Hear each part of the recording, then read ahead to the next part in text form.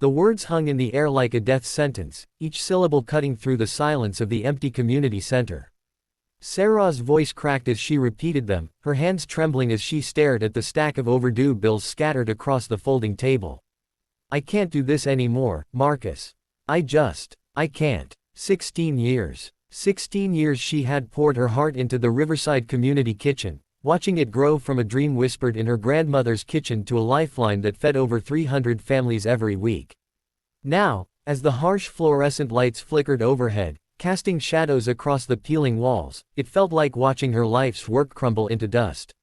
Marcus Thompson had been volunteering at the kitchen for only 8 months, but in that time, he had become Sarah's most reliable helper. A soft-spoken accountant who had lost his wife to cancer the year before, he found solace in the rhythm of chopping vegetables and ladling soup into bowls.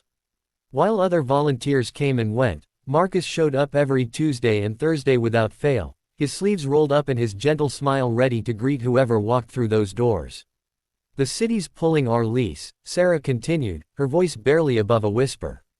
The building's being sold to developers.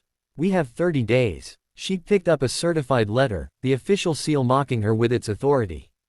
30 days to find $40,000 for a security deposit on a new location, plus first month's rent, plus moving costs. We might as well need $40 million. The math was brutal and unforgiving. The kitchen operated on donations that barely covered weekly food costs. Sarah had already mortgaged her small house twice to keep the doors open during the worst months. Her savings account showed $17.32. Her credit cards were maxed out. The local businesses that usually helped were struggling themselves, still recovering from the economic downturn that had hit their small Ohio town harder than most places. Marcus listened quietly, his weathered hands folded on the table between them. At 62, he had learned that sometimes the most powerful response to despair wasn't words, it was presence. He had sat in similar silences in hospital rooms, in empty houses, in moments when hope seemed as fragile as morning frost.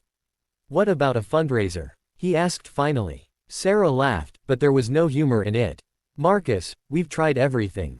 Bake sales, car washes, spaghetti dinners. Last month's pancake breakfast raised $800.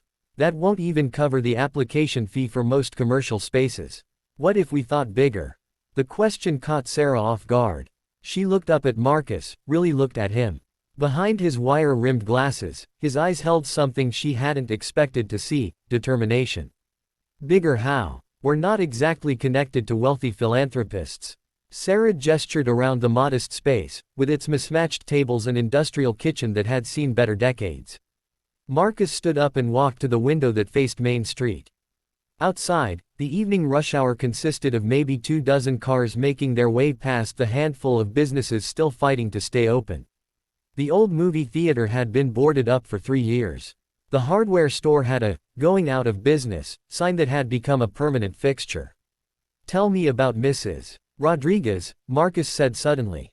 Sarah frowned. Elena, what about her? Last week, she brought her grandson in. He couldn't have been more than 5 years old. She was apologizing for taking food, saying she was embarrassed, that she never thought she'd need help. She shouldn't be embarrassed. That's exactly why we're here. I know. But that little boy, he looked up at you when you handed him that juice box like you were the most important person in the world. And Mrs. Rodriguez told me later that this place saved her life when her husband died.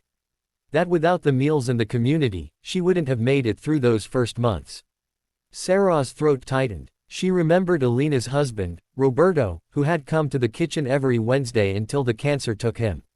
He had always insisted on helping set up chairs, even when he could barely stand. Marcus, I know the stories. I know why this place matters. That's exactly why losing it hurts so much. No, you're missing my point. Marcus turned back to her, and Sarah saw something she hadn't noticed before, a fire in his eyes that matched the passion she used to feel before exhaustion and bills had dimmed it.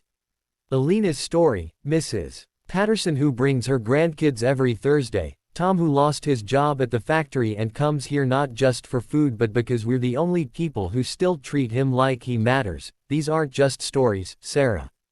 They're testimonies. Over the next hour, Marcus laid out a plan that was either brilliant or completely insane. Instead of another small-town fundraiser, they would tell the real stories of the community kitchen. Not statistics about hunger or poverty, but actual faces, actual lives, actual transformations. We document everything, Marcus explained, his accounting background showing as he sketched out timelines and logistics. Professional photos, video interviews, a campaign that shows exactly what $40,000 means. Not just keeping a kitchen open, but keeping a community alive. Marcus, we don't have the money for professional anything. My nephew Jake is a videographer in Columbus. He owes me a favor. And my church has a professional photographer who I think would donate her time. The plan was ambitious, a month-long digital campaign sharing stories from the kitchen's 16-year history, culminating in a community dinner where people could meet the faces behind the statistics. They would need to coordinate with local media, reach out to surrounding communities, and somehow convince people who had never heard of Riverside to care about their small-town kitchen. It was a long shot. It was probably impossible. But it was hope. I can't ask you to do this, Sarah said, even as her mind was already racing with possibilities. The amount of work involved, the coordination, the risk that it might not work. Sarah. Marcus reached across the table and covered her hands with his. They were warm and steady, marked by age spots and small scars, hands that had worked, that had comforted, that had served. 8 months ago, I walked into this place because I was drowning. I had lost my wife, my purpose, my reason to get up in the morning. I came here thinking maybe I could help someone else for a few hours and forget my own pain. His voice grew quiet, and Sarah found herself leaning forward to hear him. But what happened was the opposite. I found out that serving others didn't make me forget my pain, it transformed it. Every Tuesday and Thursday, watching you create miracles out of donated vegetables and day-old bread, seeing you remember everyone's name and ask about their kids and their jobs, watching you refuse to let anyone leave here feeling like charity case, you taught me what it means to be human again. Tears were flowing down Sarah's cheeks now, but she didn't wipe them away. You saved my life, Sarah. You and this place. And if there's even a chance, even the smallest possibility that we can save it too, then we're going to try. Because that's what you do. You don't give up on people, and I'm not giving up on you. The campaign launch was a disaster. The video Jake shot looked professional, but their social media posts reached maybe 50 people. The local newspaper ran a small story on page 6. After the first week, they had raised $300. Sarah was ready to admit defeat, but Marcus had already moved to Plan B.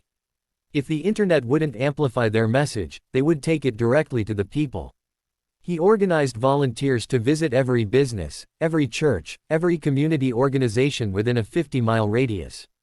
Not to ask for money, but to invite them to the community dinner where they could meet the people the kitchen served. The response was overwhelming. Within 2 weeks, they had commitments from over 400 people to attend the dinner. Local restaurants donated food and staff. High school students volunteered to serve. The mayor agreed to speak. But most importantly, the families who depended on the kitchen agreed to share their stories. Elena Rodriguez stood in front of 400 strangers and talked about learning to live again after losing her husband. Tom Patterson, the laid-off factory worker, described how the kitchen had kept his family fed and his dignity intact during 8 months of unemployment. A teenage mother named Jessica shared how Sarah had helped her apply for community college while her toddler played in the corner. One by one, they painted a picture of a place that was so much more than a meal service. It was a community anchor, a place where people found not just food but hope, connection, and purpose. When Sarah finally stood to speak, she could barely find words. The community center was packed beyond capacity, with people standing along the walls and sitting on the floor. Local news crews filmed from the back.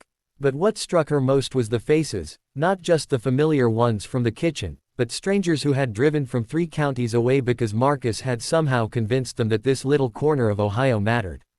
16 years ago, she began, her voice stronger than it had been in months. My grandmother told me that the secret to a meaningful life was simple: find a way to feed people. She didn't just mean food, though that's important too. She meant feed their souls, feed their hope, feed their belief that they matter. She paused, looking out at Elena Rodriguez, who was dabbing her eyes with a napkin, at Tom Patterson, who was holding his grandson on his lap, at Marcus Thompson, who was standing near the kitchen door with the same gentle smile he wore every Tuesday and Thursday. I thought I was the one doing the feeding. But tonight, I realize I was wrong. You've all been feeding me. Your stories, your resilience, your refusal to let circumstances define your worth, you've been feeding my soul for 16 years. The final tally was announced at 10 p.m., $52,847. Enough for the deposit, first month's rent, moving costs, and a small buffer for equipment repairs. But as Sarah looked around the room at the faces that had become family, she realized the real victory wasn't the money. It was the reminder that in a world that often felt divided and disconnected, a simple act of service could still bring people together. A community kitchen in a small Ohio town had become a symbol of something larger, proof that ordinary people doing ordinary acts of kindness could create extraordinary change.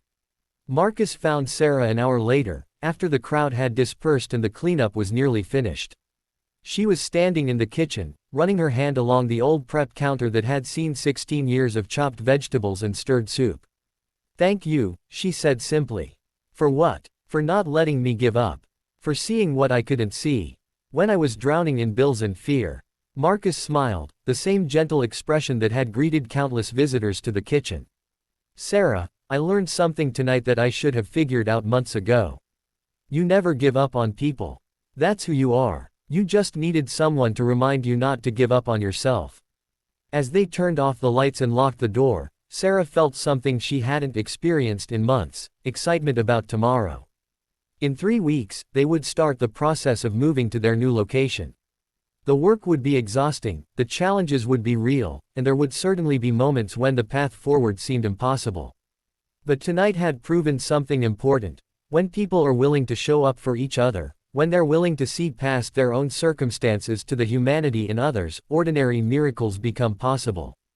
The Riverside Community Kitchen would not just survive, it would continue to be a place where souls were fed, where hope was served alongside soup, and where a soft-spoken accountant named Marcus Thompson would continue to show up every Tuesday and Thursday, sleeves rolled up, ready to remind anyone who needed it that they were not alone.